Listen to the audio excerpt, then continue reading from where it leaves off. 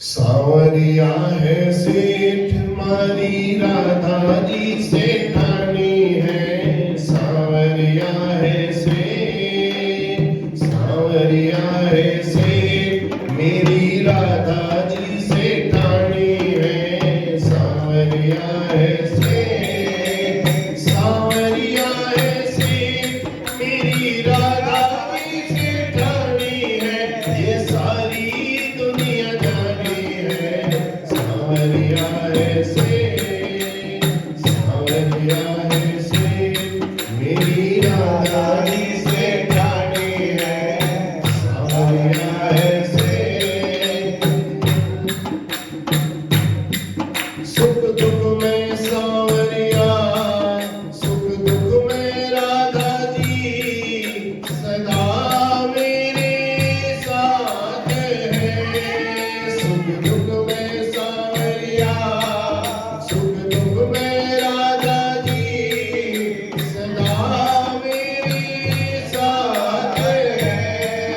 मेरी चिंता दूर करे, मेरी पीड़ा दूर करे, रख लेवे मेरी बात है। मेरी चिंता दूर करे, मेरी पीड़ा दूर करे, रख लेवे मेरी बात है। ओ नरसी को तो काम, नरसी को तो काम बस अर्जी लगानी है। नरसी को तो काम, नरसी को तो काम बस अर्जी लगानी है। ये सारी दुनिया जानी है। सावरिया है सेठ, सावरिया है सेठ मेरी राधा जी सेठानी है। सावरिया है सेठ, न अन्न की कमी है, न धन की कमी है, भरियो भंडार है। न अन्न की कमी है, न धन की कमी है, भरियो भंडार है। दिलदार सावरिया जो, दिलदार राधा जो बसे मेरे प्यार है। दिलदार सावरिया जो, दिलदार राधा जो लौटावे प्यार है।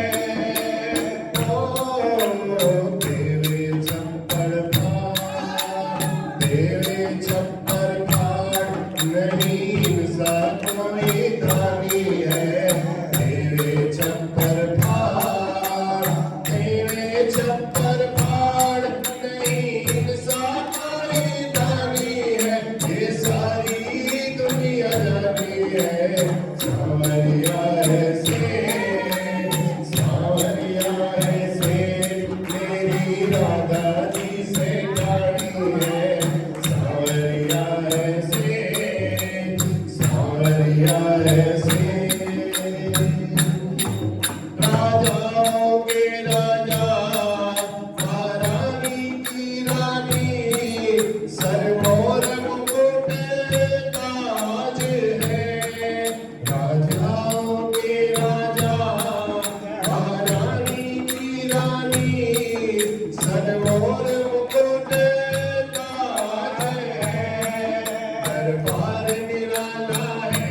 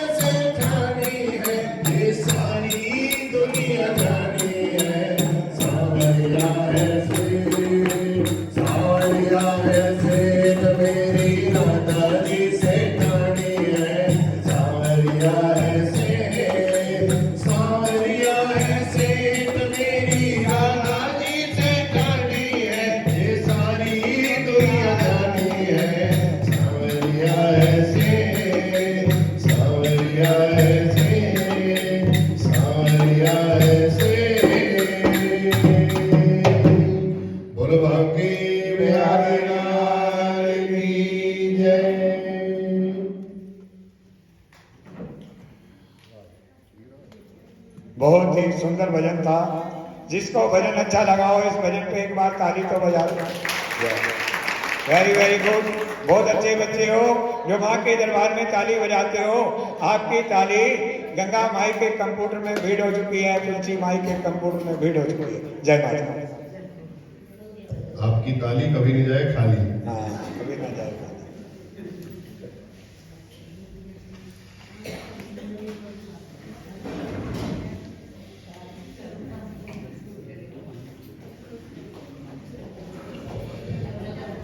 यं प्रव्रजन्तमनुपेतमपेतकृत्यं द्वैपायनो विरह कातरया जुहाव पुत्रेति तन्मयतया स्तर्वोऽभिनेदुं स्तं सर्वभूतहृदयं मुनिमानतोऽस्मि।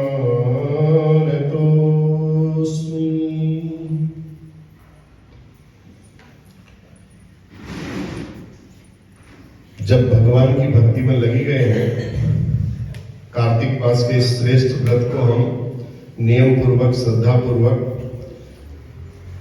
पूरा कर रहे हैं, इसका पालन कर रहे हैं, व्रत का कथा को भगवान की श्रवण कर रहे हैं, तो फिर सुख दुख में राधा जी, सुख दुख में सांवरिया, दोनों हमारे साथी हैं। फिर कोई दिक्कत नहीं किसी बात की। अब सेठ और सेठानी जैसे बैठे हैं, फिर किसी बात की कोई कमी नहीं। ठीक है, तो इसलिए राजा पृथु भगवान नारद जी से बड़े अच्छे अच्छे प्रश्न करने लगे। नारद जी से कहते हैं, महाराज सब लोग बड़े यज्ञ करते हैं, दान करते हैं, तीर्थ करते हैं, ऐसी कोई ये भी तो पूजा बताओ। कोई राजसी पूजा भी होती है, कहीं तामसी पूजा भी होती है, कहीं सात्विकी पूजा भी होती है महाराज। तो क्या अंतर है ये राजसी पूजा, सात्विक पूजा और तामसी पूजा में? महाराज क्यों करते हैं लोग ऐसा? इसका क्या प्रभाव है? दुख नाशक भगवान विष्णु की पूजा का महत्व बताइए। तब नारद जी कहते हैं, सुनो, एक पहले प्राचीन काल में एक चोल नाम का चक्रवर्ती राजा था। तो पूरे देश का नाम ही चोल हो गया उसके नाम से। तो उस राजा के राज्य में कोई दरिद्री नहीं, कोई दुखी नहीं, सब राजा से बड़े प्रसन्न। उसने ताम्रपर्णी नदी के तट पर बहुत यज्ञ किए उस राजा ने, और वहां रथ चक्र जैसे अनेक सोने के स्तंभ ला करके दान किए, खड़े किए। एक दिन वह राजा यज्ञ करने के लिए उस स्थान पर जा पहुंचा जहां भगवान अनंत भगवान श्री हरि शयन करते हुए योग निद्रा की उपासना कर रहे थे। राजा उन भगवान को, राजा था बहुत बड़ा, मणि, मुक्ता, सोना, चांदी, स्वर्ण के कमल के पुष्प, ये सब ले जा करके वहां भगवान की उसने बड़ी विधिवत पूजा की। राजा उन मणि, मुक्ता, फल, पुष्प आदियों से विधिवत जब पूजा कर रहा था तो वहीं बैठ गया। थोड़ी देर बाद राजा ने देखा वहां एक ब्राह्मण आया, खूब सारे तुलसी दल भर करके, दल माने पत्ते, तुलसी के पत्ते भर करके एक बढ़िया से अपने बैग में तुलसी के पत्ते भर करके धो करके बढ़िया करके लाया था, और वहीं पर भगवान विष्णु की पूजा के लिए वो भी बैठ गया जहां पर राजा बैठा था। राजा ने राजसी पूजा की थी, राजसोपचार पूजा की थी। सोना, चांदी, मणि, मुक्ता, हीरा सब बढ़िया करके सजा रखा था भगवान विष्णु। अब जब ब्राह्मण वहां पर तुलसी के पत्ते को लेकर के पूजा करने के लिए आया, अब उसने धीरे धीरे एक एक मंत्र बोला। ओम सहस्र शीरेखा पुरुखा सहस्राक्ष, भगवान के सब नाम ले ले करके एक एक दल तुलसी का एक एक पत्ता चढ़ाने लगा, और तुलसी की मंजरी से भी भगवान विष्णु की पूजा की। अब तुलसी चढ़ाते चढ़ाते चढ़ाते, अब पत्ते जब चढ़ाओगे तो पत्ते से ढक जाएगा जो वहां पर रखा होगा सारा सामान। अब राजा ने इतने महंगे महंगे हीरे, आभूषण, मणि, मुक्ता सब चढ़ाए थे, तो वो सब ढक गए। बड़ा क्रोध आया राजा को। क्रुद्ध होकर के राजा ने कहा, अरे ब्राह्मण, तुम ये कैसी पूजा कर रहे हो बताओ? मणि, मुक्ता आदि से तुमने जो पूजा, मैंने इतनी अच्छी पूजा की थी, वो मेरी सारी पूजा तुमने बेकार कर दी। तुलसी दल से तुमने क्यों रख दिया ऐसा?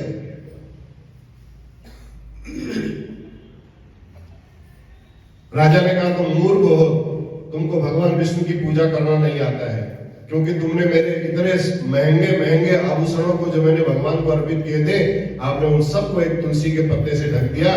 तो राजा के इन क्रोध युक्त वचनों को सुनकर के ब्राह्मण को बुरा तो नहीं लगा, लेकिन ब्राह्मण ने कहा इसको शिक्षा देनी बहुत जरूरी है। तब ब्राह्मण ने कहा देखो तुम भगवान विष्णु के उस गौरव को नहीं समझ पा रहे हो। भगवान विष्णु की पूजा कैसे की जाती है? अहंकार से भगवान की पूजा नहीं की जाती है, बहुत सात्विकी वृत्ति से भगवान की पूजा की जाती है। कहा राजन तुम भक्ति नहीं जानते हो। इसका मतलब तुमने इससे पहले कोई व्रत किए थे क्या? जरा बताइए मुझे, आपने कौन से भगवान विष्णु की आज से इससे पहले आपने पूजा की है? तब नारद जी कहते हैं राजा पृथु को ब्राह्मण के इन वचनों को सुनकर के राजा का क्रोध और अधिक बढ़ गया।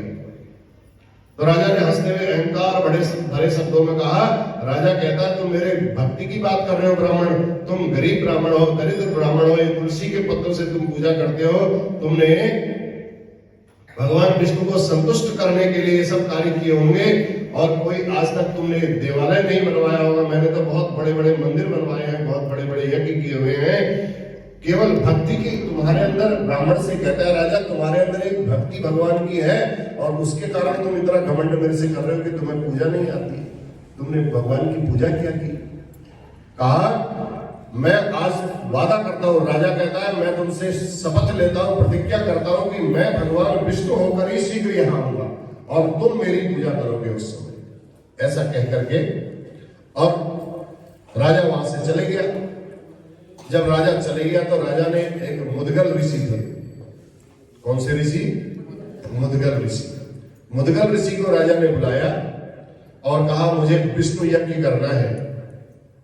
उनके पुरोहित थे विष्णु मुदगल ऋषि। तो मुदगल ऋषि ने बहुत सारा वहां यज्ञ संपन्न करवाया, और जितने ब्राह्मण आए थे उन ब्राह्मणों को यथा योग्य खूब दक्षिणा दी, खूब प्रसन्न किया। ऐसा यज्ञ पूर्व काल में ब्रह्मा ने किया था।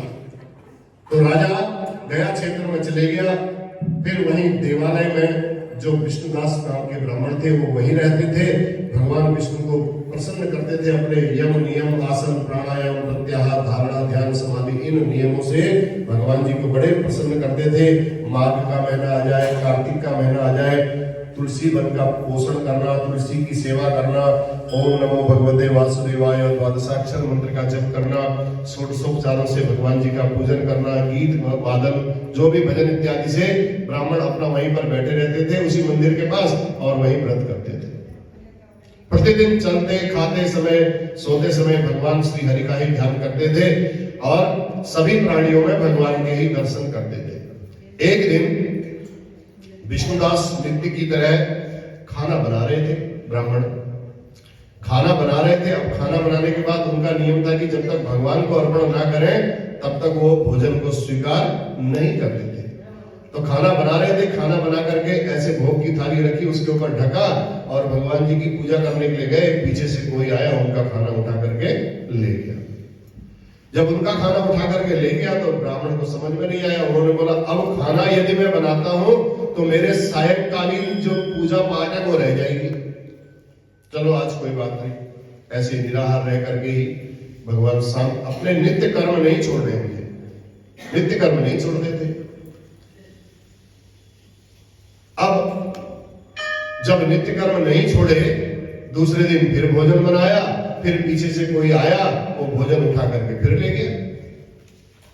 तीसरे दिन फिर भोजन बनाया, पीछे से फिर कोई आया, जैसे ही वो पूजा करने के लिए जाए भोजन उठा करके ले जाए। अब वैष्णव लोग हैं, जब तक भगवान को कुछ निवेदित नहीं करते तब तक कुछ खाते नहीं है।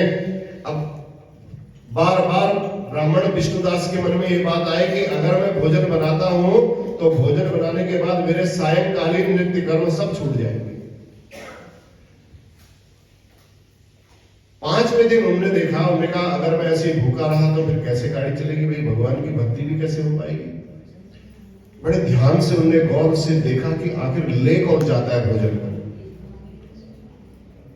जैसे ही भोजन बना करके रखा और जाने लगे भगवान जी की पूजा करने के लिए, पीछे मुड़ के देखा तो एक चांडाल बिल्कुल सूखा हुआ शरीर, जिनकी हड्डियों का ढांचा ही ढांचा उसमें दिखाई दे रहा है, वो रोटी उठा करके वहां से बहुत तेजी से भयभीत, जैसे उसको लगा कि मेरे को देख लिया है, तो बहुत भयभीत होकर के डर करके भागने लगा।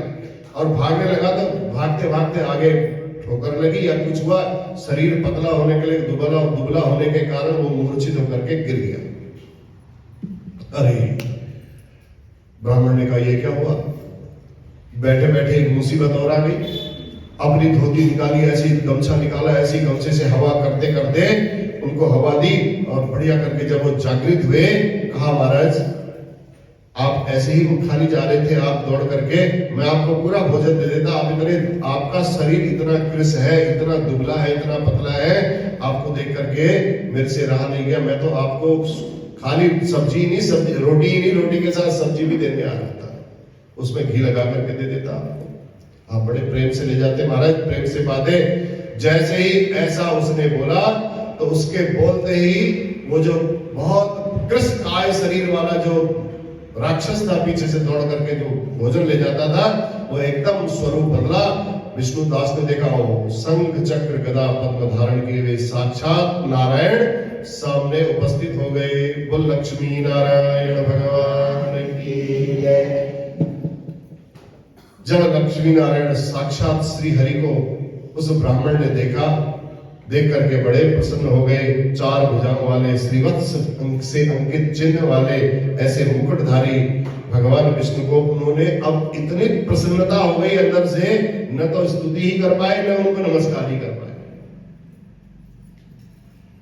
तब ऋषि मुनियों ने, तब इसके बाद सारे इंद्रादि देवता वहां भगवान विष्णु के दर्शन करने के लिए पहुंचे। गंधर्व अप्सरा सभी लोग वहां पहुंचे, उन्होंने नाचना गाना प्रारंभ किया। तब ऋषि मुनियों से युक्त एक विमान ऊपर से आया, वह साथ में सब नृत्य गायन करते हुए आ रहे थे। भगवान विष्णु ने अपने उस सात्विक भक्त को बड़े प्रेम से आलिंगन किया और आलिंगन करके अपने हाथ से उनको उस विमान में बैठाया और अपने वैकुंठ लोक को ले गए। भगवान विष्णु के साथ विष्णु के दूत विमान में बैठ करके जा रहे थे। उसी समय राजा चोल अपने गुरु मुदगल ऋषि को लेकर के तुरंत वहां पहुंचा। उसने देखा ये विष्णुदास भगवान वैकुंठ के साथ बैठ करके, भगवान के नित्य पार्षदों के साथ बैठ करके वैकुंठ को जा रहा है। तो चोल ने अपने गुरु को बुलाया और स्पर्धा उसके अंदर ऐसी आ गई, वो उसने अपने गुरु से कहा, महाराज मैंने आपको बैठा करके इतने यज्ञ किए, तप किए, दान किए, आपने मेरे यज्ञ को सफल नहीं होने दिया। मुदगल ऋषि को कहा, मुदगल ऋषि ने कहा, भैया मैंने तो अपना विधि विधान से पूरा यज्ञ कराया, लेकिन जिसकी भक्ति बहुत श्रेष्ठ होती है, तेरे अंदर जो भक्ति थी उस भक्ति में अहंकार था, इसलिए हम भी यहाँ कभी पूजा करते ना, मैंने ये चढ़ा दिया, तूने मेरा ये हटा दिया, चढ़ा दिया तो फिर तुम्हारा क्या रहा? ये बात विशेष ध्यान रखो। जब तुमने चढ़ा दिया, अपना मकान तुमने किसी को दे दिया, उसकी रजिस्ट्री कर दी, पावर ऑफ अटॉर्नी उसके नाम कर दी, फिर तुम्हारा उसमें कोई अधिकार नहीं, वो मकान को बेचे, रहे, खाए, पिए, कुछ करे, तुम्हारी तरफ से दान हो गया। इसलिए तुमने भगवान को जो भक्ति कर दी, कोई अर्पित कर दिया, कोई चढ़ा दिया, तुमने मेरे सामान के ऊपर ऐसा क्यों रखा? इसका मतलब कहीं ना कहीं अभी गांठ है, वो गांठ भी खोलने की आवश्यकता है। अब भगवान विष्णु जब अपने साथ ले जा रहे थे, तब उसने समझा, मैंने विष्णु अपने मुदगल ऋषि को कहा, मैंने विष्णु यज्ञ की दीक्षा ली थी आपसे, आप लोगों को इतना दान दिया, इतना संतुष्ट किया, मुझे लगा कि आप लोगों को दान देकर के देवता लोग भी अवश्य प्रसन्न हो गए होंगे। केवल भक्ति ही मात्र एक तुलसी के दल से भगवान प्रसन्न हो जाते हैं, ऐसा मैंने सोचा नहीं था। निश्चित ही भगवान वास्तव में ये सात्विकी भक्ति से प्रसन्न होते हैं। ये केवल भक्ति के कारण, तब उन्होंने, आज तक मुझे भगवान ने दर्शन नहीं दिए, ऐसा राजा चोल कहता है। ऐसा कहकर के राजा की कोई संतान नहीं थी, तो राजा को बड़ा वैराग्य हो गया, तुरंत वैराग्य हो गया। राजा ने अपने भांजे को उस सिंहासन पर बैठाया और बैठा करके तदुपरांत वह भी यज्ञ स्थल पर खड़ा ही था, अग्निकुंड सामने था। उस अग्निकुंड में राजा ने कहा, मैंने भी इतनी भक्ति की थी, लेकिन मुझे आज तक कुछ प्राप्त नहीं हुआ, अपने शरीर को उस अग्निकुंड में डाल दिया। जैसे उसने भगवान विष्णु को ओम नमो भगवते वासुदेवाय ऐसा कहा और शरीर को जैसे ही अग्निकुंड में कूदा, मन वचन सब स्थिर कर करके तुरंत भगवान विष्णु ने साक्षात उसको दर्शन दे दिया। अब वहां भगवान विष्णु ने उसको दर्शन दिए। यहां मुद्गल ऋषि को लगा कि मेरे जजमान ने आत्महत्या कर ली है, तो मुद्गल ऋषि ने अपनी चुटिया पकड़ी, जोर से चुटिया खींची और चुटिया उखाड़ करके नीचे पटक दी। तब से लेकर के आज तक मुद्गल गोत्र वाले जितने भी ब्राह्मण हैं वो चुटिया नहीं रखते। तो इसलिए फिर इसके बाद उन्होंने भगवान विष्णु ने राजा का आलिंगन किया और अपने ही जैसा स्वरूप उसको प्रदान किया और उसको भी विमान में बैठा करके अपने लोग ले गए। तब वहां विष्णुदास और पुण्यशील राजा चोल, जो विष्णुदास था वो तो पुण्यशील बना और राजा चोल जो था वो सुशील बना, क्योंकि ये भगवान के नित्य पार्षद हो गए। वहीं दोनों की फिर मुलाकात हुई। दोनों के अंदर जो भक्ति थी वो भगवान की भक्ति से दोनों का अंतःकरण निर्मल हो गया और भगवान के नित्य पार्षद बन गए। जो कार्तिक मास में इस विष्णुदास चोलोपाख्यान को श्रवण करते हैं, उनकी मति भी भगवान के श्री चरणों में पहुंच जाती है और निर्मल हो जाती है। बोलो बाकी बिहारी लाल की जय।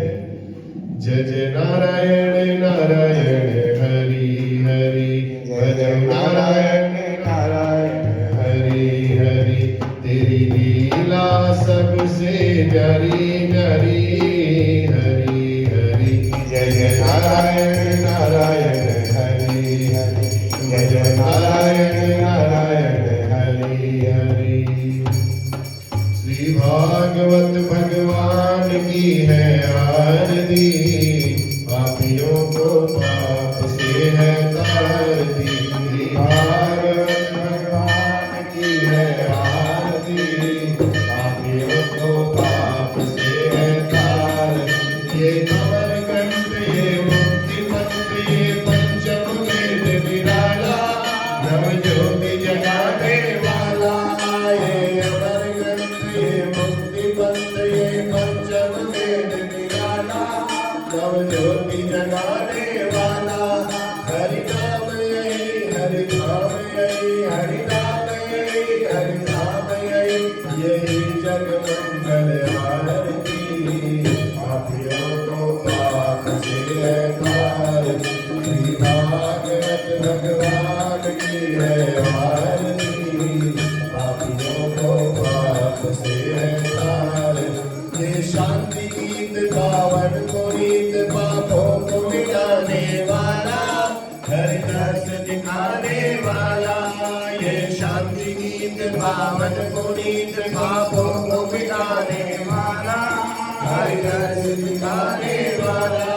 ये सुंदरनी ये दुखहरनी, ये सुंदरनी ये दुखहरनी, श्री मधुसूदन की आरती।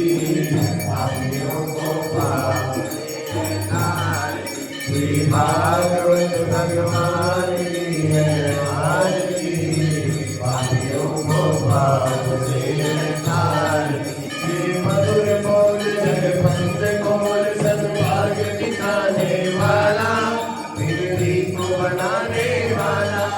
ये मधुर बोल जगपंथ बोल सद्मार्ग दिखाने वाला, पीढ़ी को बनाने वाला। श्री राम यही घनश्याम यही, श्री राम यही घनश्याम यही, प्रभु की महिमा की आरती। पापियों को पाप से तारती। श्री भागवत भगवान की है आरती, पापियों को पाप से तारती।